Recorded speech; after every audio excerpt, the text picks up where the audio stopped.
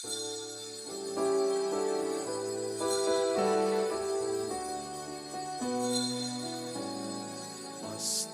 mo, Diyos, ang lingkod mo na nagbabalik loob sa iyo. Bagamat di marapat ay dumudulog sa'yo upang makamtan ang awa mo. Ang diwa ko'y naninimdim kung malayo sa'yo. Ang puso ko'y namimigati kung mawalay sa'yo. Kailan ko pa kaya matitikman ang awa mo? Kailan tatamuhin ang patawad mo? Sa ngalan ng Ama at ng Anak at ng Espiritu Santo, Amen. sumainyo ang Panginoon At sumaiyo rin. upang tayo maging marapat sa banal na pagdiriwang na ito. Halina't magsisimuna para sa ating mga kasalanan at pagkukulang. Tayo pong lahat, inaamin ko sa makapangyarihang Diyos at sa inyo mga kapatid, na lubha akong nagkasala sa isip, sa salita, sa gawa, at sa aking pagkukulang. Kaya sinasamo ko sa mahal na Birheng Maria, sa lahat ng mga anghel at mga banal, at sa inyo mga kapatid, na ako'y panalangin sa Panginoong ating Diyos. Kaawaan tayo na mapagmahal na Diyos, patawarin sa ating mga sala, at patnubayan hanggang sa buhay na walang hanggan. Amen. Panginoon, kaawaan mo kami. Panginoon, kaawaan mo kami. Kristo, kaawaan mo kami. Kristo, kaawaan mo kami. Panginoon, kaawaan mo kami. Panginoon, kaawaan mo kami. Yumuko tayo, maaaring ibulong sa Panginoon ang ating intensyon. Manalangin tayo. Ama naming makapangyarihan, sa iyong pagtataguyod, ang aming mga ginagawa ay iyong pangunahan at sa iyong tulong ay iyong subaybayan upang lahat ng aming ginaganap ay sa iyo magbuhat at sa pamamagitan mo rin humantong sa wakas. Sa pamamagitan ni Jesucristo, kasama ng Espiritu Santo magpasa walang hanggan. Amen.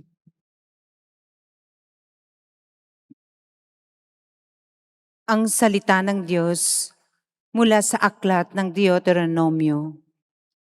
Sinabi ni Moises sa mga tao, "Nasa inyo ngayon ang kapasyahan.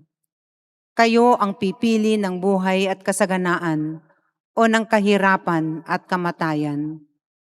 Kapag sinunod ninyo ang kautusan, inibig ang Panginoon at nilakaran ng kanyang mga landas, pagpapalain niya kayo sa lupaing ibibigay niya sa inyo. Mabubuhay kayo ng matagal at kanyang pararamihin kayo. Ngunit kapag tumalikod kayo sa kanya at naglingkod sa ibang Diyos, ngayon pa'y sinasabi ko sa inyong malilipol kayo. Hindi kayo magtatagal sa lupaing tatahanan ninyo sa ibayo ng Hordan. Saksi ko ang langit at ang lupa na ngayoy inilahad ko sa inyo ang buhay o kamatayan at ang pagpapala o sumpa. Kaya piliin ninyo ang buhay para kayo at ang inyong lahi ay magtagal. Ibigin ninyo ang Panginoon, makinig sa kanyang tinig at manatiling tapat sa kanya. Sa gayon, mabubuhay kayo ng matagal sa lupaing ipinangako niya sa ninuno ninyong sina Abraham, Isaac at Jacob." Ang salita ng Diyos. Salamat sa Diyos. Mapalad ang umaasa sa Panginoon tuwina. Mapalad ang umaasa sa Panginoon tuwina. Mapalad ang taong hindi naaakit niyong masasama upang sundan niya ang kanilang payo't maling halimbawa. Hindi sumasama sa sinumang taong ang laging athikay, pagtawanan lamang at hamak-hamakin ang Diyos na dakila. Nagagalak siyang laging magsaliksik ng banal na aral. Ang utos ng puon siyang binubulay sa gabi at araw. Mapalad ang umaasa sa Panginoon tuwina. Ang katulad niya'y isang punong kahoy sa tabing batisan. Sariwa ang dahot, laging namumunga sa kapanahunan. At anumang gawin ay nakatitiyak na magtatagumpay. Mapalad ang umaasa sa Panginoon tuwina. Ngunit ibang-iba ang masamang tao, ipa ang kawangis. Siya'y natatangay at naipapadpad kung hangi umihip. Sa taong matuwid ay Panginoon ang siyang mag-iingat. Ngunit kailanman ang mga masama ay mapapahamak. Mapalad ang umaasa sa Panginoon tuwina.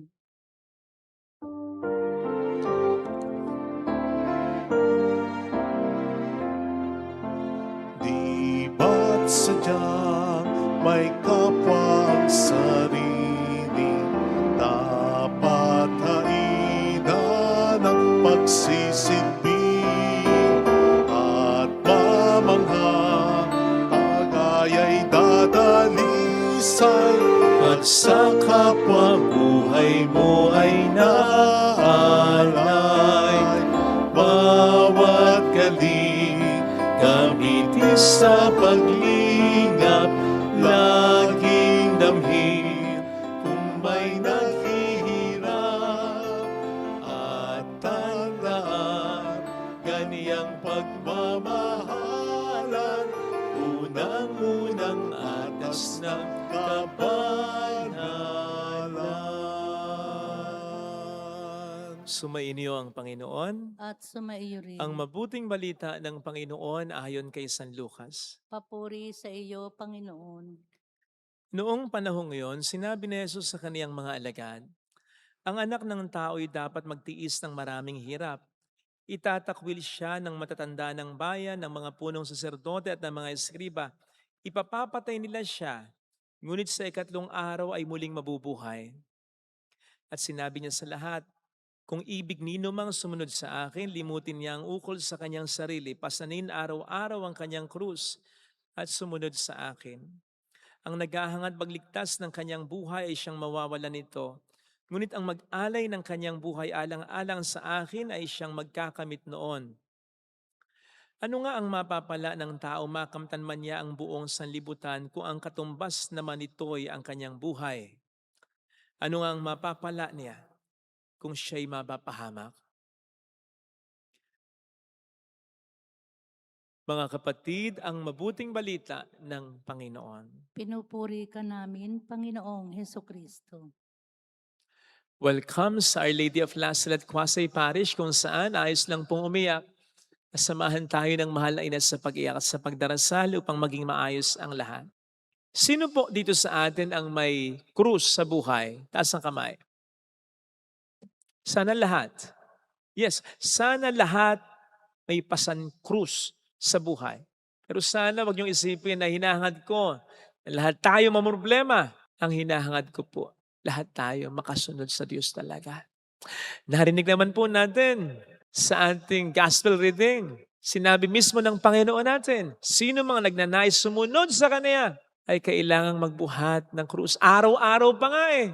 So ito ay hindi lang bahagi, kundi talagang pagsunod natin kay Jesus. Ang pagkapasan ng krus. Hindi tayo po pwedeng maging tunay na tagasunod ni Kristo, maging tunay na Kristiyano, kung wala tayong pasang krus. Kung hindi tayo magpapasa ng krus. Pero meron tayong isang dapat linawin, ha? Nang pinag-uusapang krus dito, ay hindi lang napakaliit na porsyento. Kung ang pinatutungkulan nito ay mga problema natin sa buhay, kasi baka iniisip ng marami ngayon sa atin, nako, maswerte pa pala ako.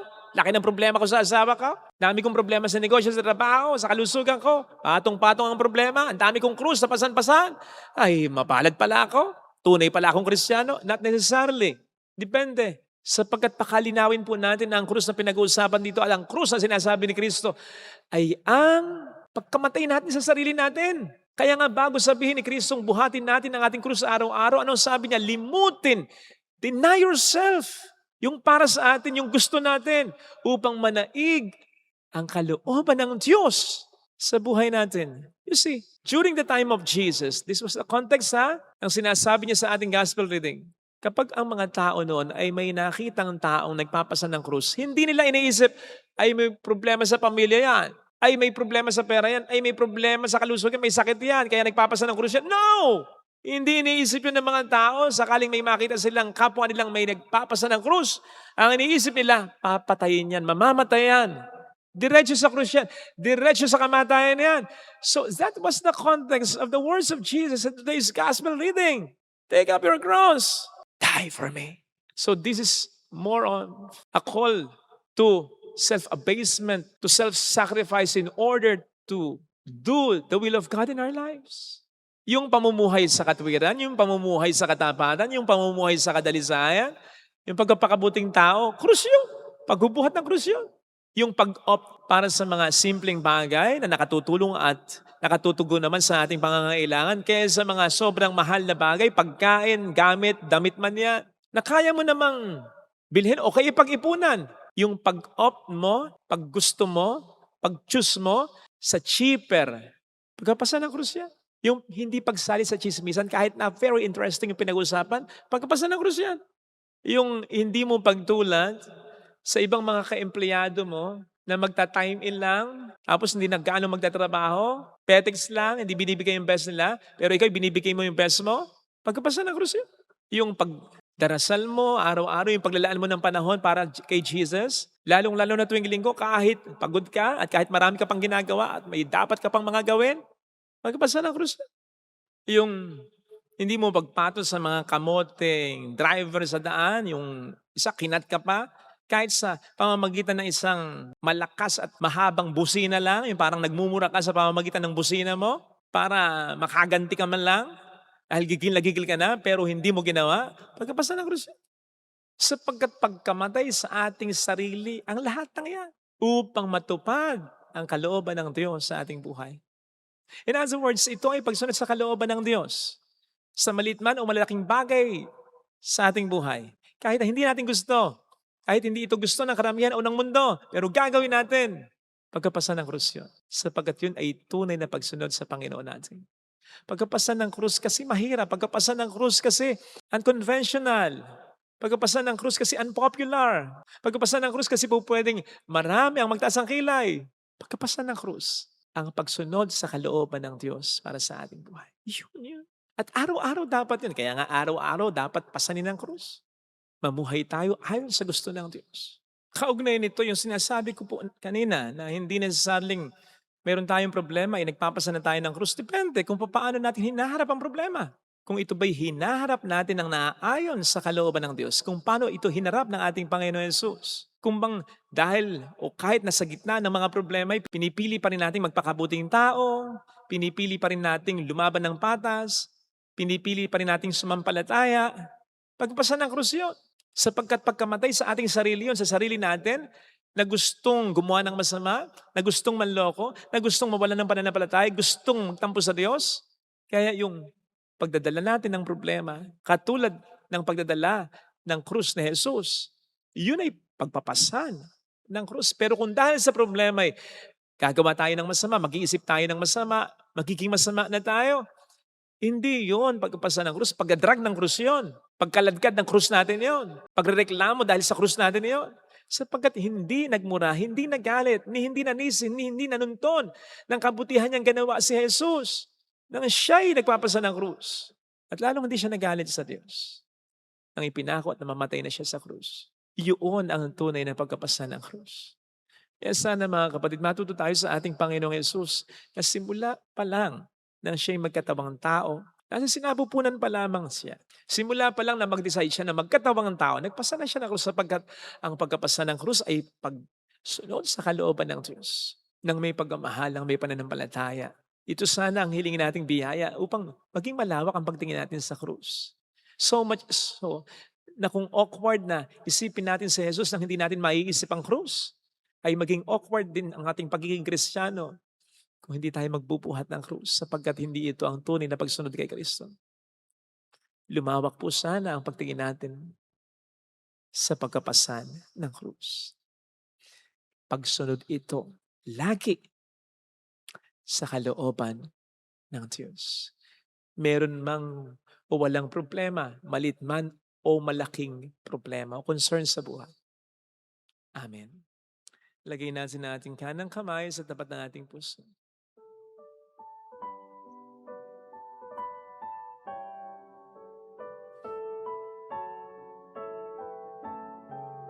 Awitin natin. Alam kong may magagawa ang Diyos.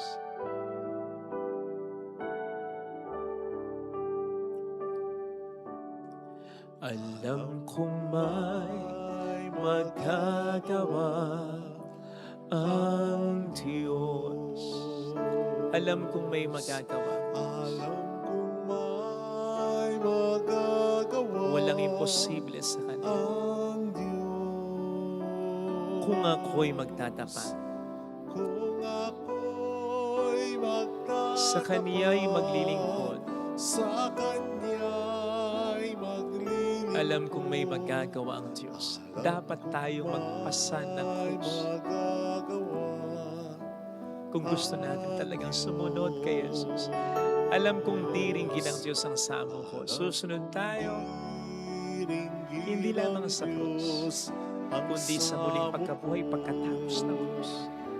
Alam kong diringgin ng Diyos. Kung hindi natin susundin ang gusto natin, ay mananay ang mas magandang kalooban ng Panginoon para sa atin. Kung ako'y magtatapat, Kung ako'y magtatapat, sa Kaniya'y maglilingkod, sa Kanya'y maglilingkod, alam kong diringgin ng Diyos ang samo. diringgin ng Diyos Umigit tayo. ang sabog. Panginoon, parang na-imagine kita na parang paglalarawan lang naman na iginagapos ko ang iyong mga kamay. Dahil sa pagsunod kong lagi sa kalooban ko at hindi sa kalooban mo, ako ang nagdadrive ng aking buhay. Kayong may gana akong sabihin na sumasampalataya at nagtitiwala ako sa iyo. At may mga pagkakataon pa nagtatampo ako kapag hindi nasusunod na gusto ko. Patawad. Patawad, Panginoon. Gusto ko nang may mangyayaring maganda sa buhay ko. Walang nangyari na maganda. At alam kong may mangyayari pa sanang maganda dahil dumipende ko sa sarili ko. Mula ngayon, mas didepende na ako, masusunod na ako sa iyo upang mayroong magandang mangyayari. Higit pa sa inaasahan ko, mas makakikilos ang Diyos kung magpapaubaya tayo sa Diyos. Kung lalapit ka kay Jesus, maaaring matagal, maaaring maging mahirap, pero magiging maayos din ang lahat. Mayroong magandang mangyayari sa iyo.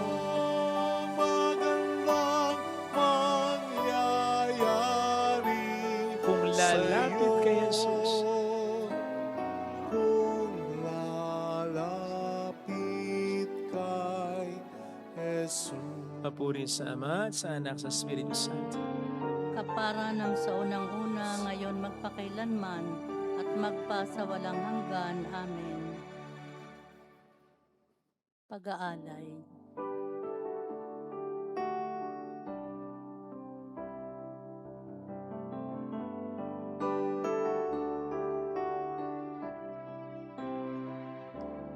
Tanggapin mo,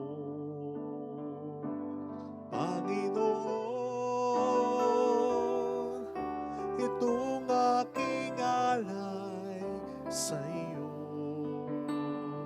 Ibibigay,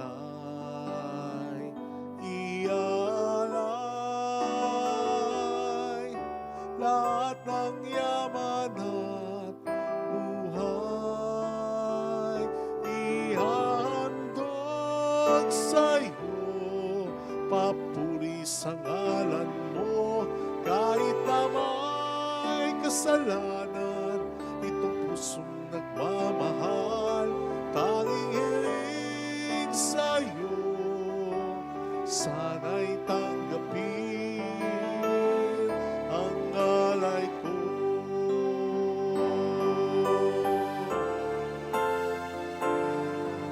Ako ay tumatawag sa iyo,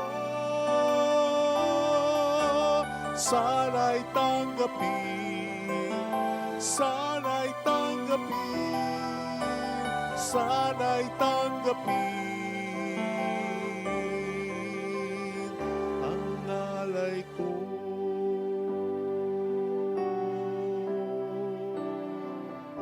Ang alay ko. Manalangin tayo upang ating handog ay maging kalugod-lugod sa Diyos sa mga makapangyarihan. Tanggapin nawa ng Panginoon itong paghahain sa iyong mga kamay, sa kapurihan niya at karangalan, sa ating kapakinabangan at sa buong sambayanan niyang banal. Ama naming lumikha, tunghayan mo ang mga alay naming nasa dambana ay nakahain upang ang iyong minagandang loob na ibigay ay aming maihandog sa pagsamba sa iyong ngalan sa pamamagitan ni Hesu Kristo kasama ng Espiritu Santo magpa sa walang hanggan. Amen. Sumainyo ang Panginoon. At sumaiyo Itaas sa rin, Diyos ang inyong puso at diwa. itinaas na namin sa Panginoon. Pasalamatan ng Panginoong ating Diyos. Marapat na siya ay pasalamatan. Ama naming makapangyarihan, tunay ngang marapat na ikaw ay pasalamatan sa pamamagitan ni Hesu Kristo na aming Panginoon. Binibigyan mo kami ng bagong pagkakataon upang ganapin ang paghahanda ngayon para sa pagdiriwang ng muling pagkabuhay. Kaisa ng iyong anak na minamahal, aming nilalaan ang panahon, talino't yaman para ganapin ang iyong kalooban na ang kapwa-tao'y lubos na damayan. Sa pagdiriwang namin sa aming pagsilang bilang mga kaanib ng iyong sambayanan, kami iyong pinagkakamit ng katayuang ganap sa pagtatangkilik. Kaya kaisa ng mga anghel na nagsisiawit ng papuri sa iyo ng walang humpay sa kalangitan, kami nagbubunyi sa iyong kadakilaan. Santo, Santo, Santo, Panginoong Diyos ng mga hukbo, napupuno ang langit at lupa ng kadakilaan mo. Hosana sa kaitaasan. Pinagpala ang naparirito sa ngalan ng Panginoon. Hosana sa kaitaasan. Ama naming banal, ikaw ang bukal ng tanang kabanalan, kaya't sa pamamagitan ng iyong Espiritu gawin mong banal ang mga kaloob na ito, upang para sa amin ay maging katawan at dugo ng aming Panginoong Heso Kristo. Bago niya pinagtiis ang kusang loob na maging handog, ginawa kaniya ang tinapay. Pinasalamatan kaniya, pinaghati-hati niya iyon. Iniabot sa kaniyang mga alagad at sinabi, tanggapin ninyong lahat ito at kanin. Ito ang aking katawan na iahandog para sa inyo.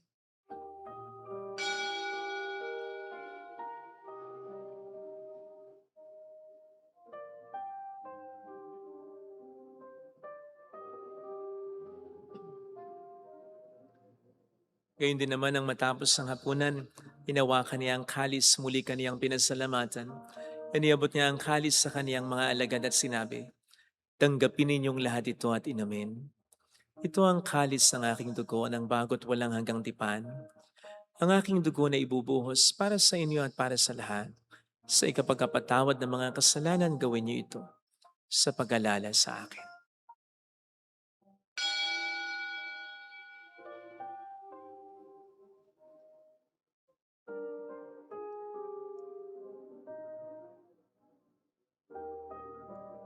Ang misteryo ng ating pananampalataya. Si Kristo'y namatay, si Kristo'y nabuhay, si Kristo'y babalik sa wakas ng panahon. Ama, ginagawa namin ngayon ang pagkalaala sa pagkamatay at muling pagkabuhay ng iyong anak. Kaya iniaalay namin sa iyo ang tinapay ng buhay at ang kalis ng kaligtasan. Kami nagpapasalamat dahil kami iyong minarapat at tumayo sa harap mo para maglingkod sa iyo. Sinasamo namin kami na magsasalo sa katawan at dugo ni Kristo ay mabuklod sa pagkakaisa sa pamamagitan ng Espiritu Santo. Amalingapin mo ang iyong simbahang laganap sa buong daigdig. Puspusin mo kami sa pag-ibig. Kaisa, nilayo na aming Papa, Janis na aming Obispo at ang Tanang Kaparian. Alalahanin mo po ang mga kapatid naming nahimlay nang may pag-asang sila'y muling mabubuhay. Kaawaan mo sila at patuloyin sa iyong kaliwanagan. Kaawaan mo at paging tapatin kaming lahat. na makasalo sa iyong buhay na walang wakas. Kaysa ang mahal na Birhen ng Lasalet, ang ina ng Diyos. Isanusay ang kabiyak ng kanyang puso. Lahat ng mga banal na buhay dito sa daigdig ng kalugod-lugod sa iyo. May pagdiwang naman namin ang pagupuri sa ikararangal mo sa pamamagitan ng iyong anak na aming Panginoong Hesukristo. Sa pamagitan ni Kristo, kasama niya at sa Kanya, ang lahat ng parangal papuri ay sa iyo, Diyos amang makapangyarihan, kasama ang Espiritu Santo magpasawalang hanggan.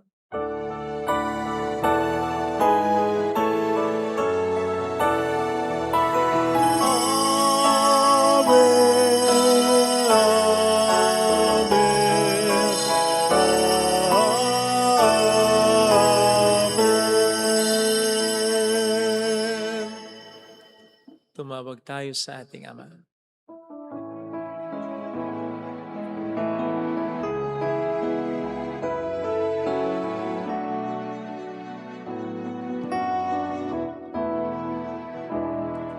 Ama namin, sumasalangit ka, sambahin ang ngalan mo, mapasa amin ang kaharian mo, sundin ang loob mo dito sa lupa para nang sa langit. Bigyan mo kami ngayon ng aming kakanin sa araw-araw, at patawarin mo kami sa aming mga sala, para ng pagpapatawad namin sa nagkakasala sa amin.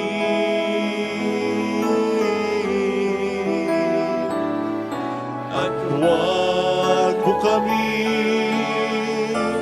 ipaintulot sa tukso, at iadya mo kami sa lahat ng masama.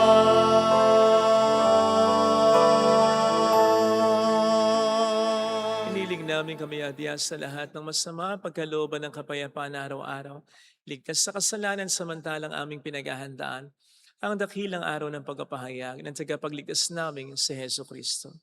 Sapagkat iyo ang kaharian, ang kapangyarihan at ang kapurihan, magpakailanman. Amen. Panginoong Jesucristo, sinabi mo noon, sinasabi mo rin sa amin ngayon, kapayapaan ang iniiwan ko sa inyo, aking kapayapaan ang binibigay ko. Tuhin mong aming pananampalataya, huwag ang aming pagkakasala. Pagkalooban mo kami ng kapayapaan at pagkakaisayon sa iyong kalooban, kasama ang Espiritu Santo magpasa walang hanggan. Amen. Ang kapayapaan ng Panginoon ay sumainyo daw ang lahat. At sumaiyo rin. Magbigayan tayo ng kapayapaan sa isa't isa. Kapayapaan, peace be with you. Kordero ng Diyos na nag-aalis Nag-aalis sa mga kasalanan ng sanlibutan. sanlibutan, maawa ka sa amin. Kordero ng Diyos na nag-aalis ng mga kasalanan ng sanlibutan, maawa ka sa amin. Kordero ng Diyos na nag-aalis ng mga kasalanan ng sanlibutan, ipagkaloob mo sa amin ang kapayapaan. Narito sa harap natin ng Panginoon ang ating buhay at kaligtasan. Mapalad tayong inaaniyahan. Panginoon, hindi ako karapat-dapat na magpatuloy sa iyo, ngunit sa isang salita mo lamang ay gagaling na ako.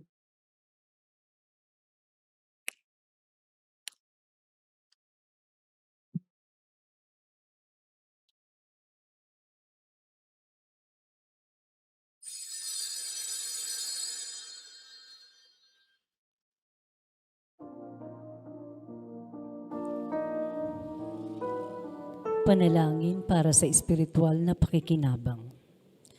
Panginoong Hesus, ako ay naniniwala na ikaw ay nasa kabanal-banalang sakramento. Iniibig kita ng higit sa lahat at ninanasa kong tanggapin ka sa aking kaluluwa. Sapagkat sa mga sandaling ito, hindi kita matatanggap sa sakramento. Tumuloy ka sa Espiritu sa aking puso. Niyayakap kita na parabang naririto ka na. Inaalay ko ng buong buo ang aking sarili sa iyo. Huwag mong hayaang mawalay ako sa iyo. Amen.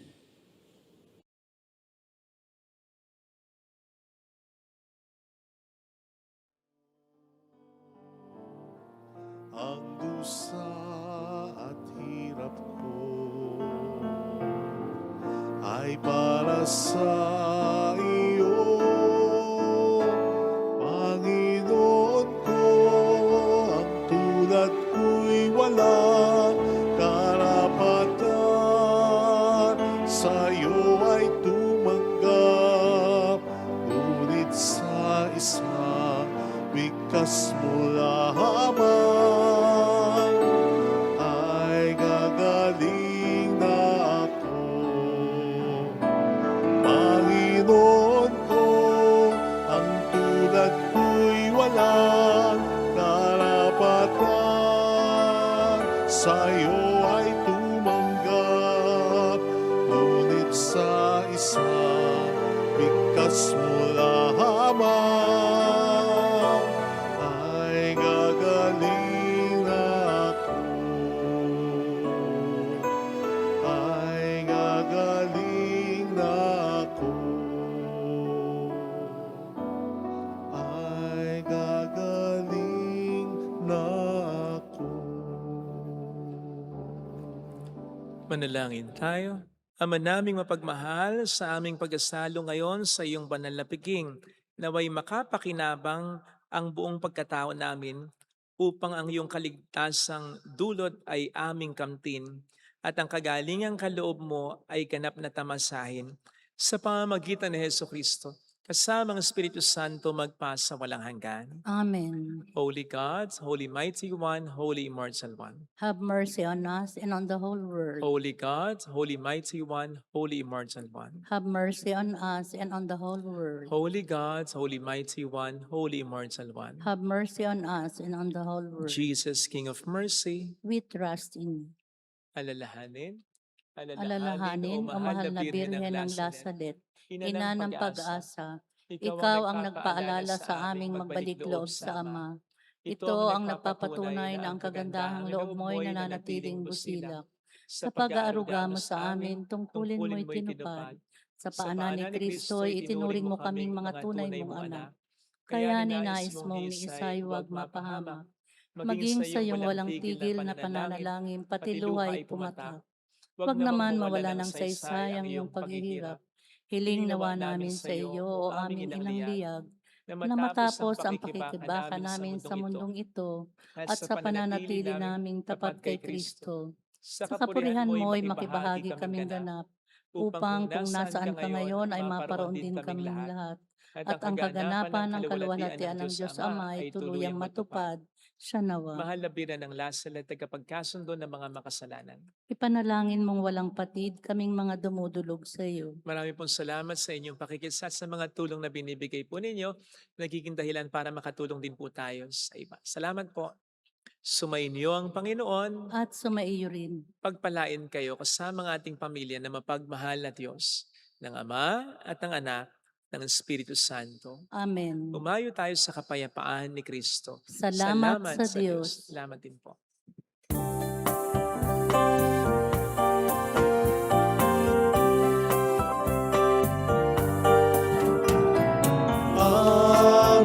Aming iniaalay ang pag-ibig na walang kapantay. Okay, sarap mabuhay kung may nagmamahal.